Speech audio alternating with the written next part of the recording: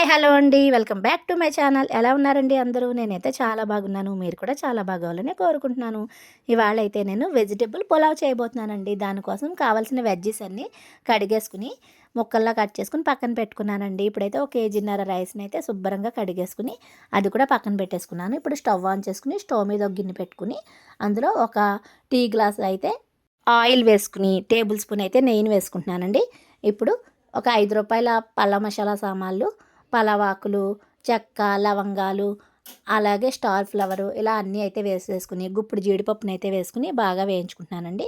ఇందులో ఒక 6 ఉల్లిపాయల నుంచి తరుగు పెట్టుకున్న ఉల్లిపాయ చీలికలను వేసుకుని ఒక 8 పచ్చిమిరపకాయ చీలికలను అయితే వేసుకుని ఇప్పుడు నేను అల్లం వెల్లుల్లి పేస్ట్ని అయితే స్టోర్ చేసుకుని ఉంచుకుంటాను. అది కూడా ఒక క్యూబ్ అయితే వేసేసుకుని బాగా వేయించుకున్నానండి.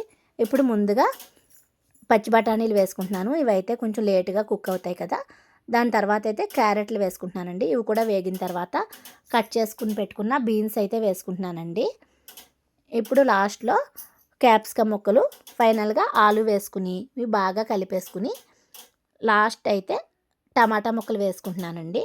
ఇవంతా బాగా కలిసిపోయిన తర్వాత ఈ వెజ్జెస్ అన్నీ కుక్ అయ్యడానికి నేనైతే మూతను పెట్టేసుకుంటున్నాను. ఒక 10 నిమిషాల తర్వాత తీసుకుని ఇది బాగా అయితే కలిపేసుకుంటున్నానండి. ఇప్పుడు దీంట్లోకి నేను బిర్యానీ మసాలా పౌడర్ ప్యాకెట్ అయితే వేస్తాను. ఇప్పుడైతే కొత్తిమీర, పుదీనా వేసేసుకుని ఒకసారి ఇది అడుగు పెట్టకుండా బాగా అయితే కలిపేసుకుంటున్నానండి. కలుపుకున్న తర్వాత అప్పుడైతే ఈ బిర్యానీ మసాలా పౌడర్ ఇందులో వేసేసుకుంటానన్నమాట. ఇది కూడా వేసుకున్న తర్వాత ఒకసారి అయితే మొత్తం కలిపేసుకుని అప్పుడు దీంట్లోకి ఒక 2 పెరుగు ప్యాకెట్లు అయితే వేసుకుంటున్నానండి. 5 రూపీస్వి. మీరు 10 రూపీస్ ప్యాకెట్ ఒకటి వేసుకున్నా కూడా సరిపోతుంది.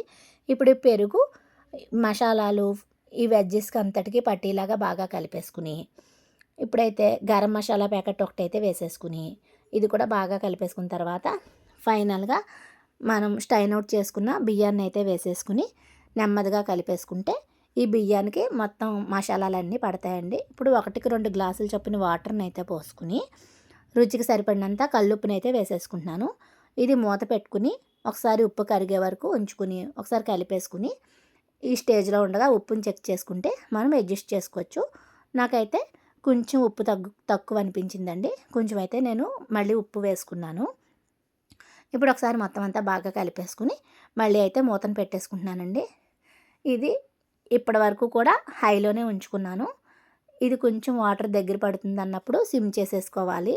ఇది కుక్కర్ కాదు కదా, అందుకని సిమ్ చేసుకుంటే మనకి నెమ్మదిగా కుక్ అవుతుంది.